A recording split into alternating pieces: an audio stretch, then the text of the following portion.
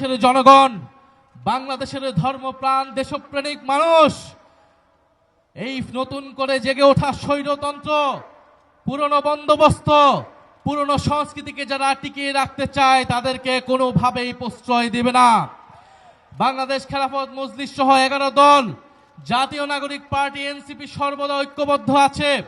আপনাদের প্রতি আহ্বান থাকবে, গণভোটের গণরায় বাস্তবায়নের জন্য আমরা সকলে ঐক্যবদ্ধভাবে রাজপথের এই সংগ্রাম চালিয়ে যাব যতক্ষণ না সরকার গণভোটের গণরায় বাস্তবায়ন করতে ইচ্ছুক হয়।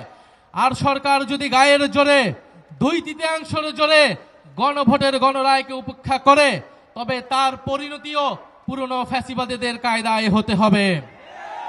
ফলে এই হুঁশিয়ারি আমরা দিতে চাই, কিন্তু আমরা চাই দেশে স্থিতিশীলভাবে এই দেশের সমস্যার সমাধান হোক। সরকার যত দ্রুত গণরায় মেনে নেবে তত দ্রুত সরকারের জন্য মঙ্গল, দেশের জন্য মঙ্গল।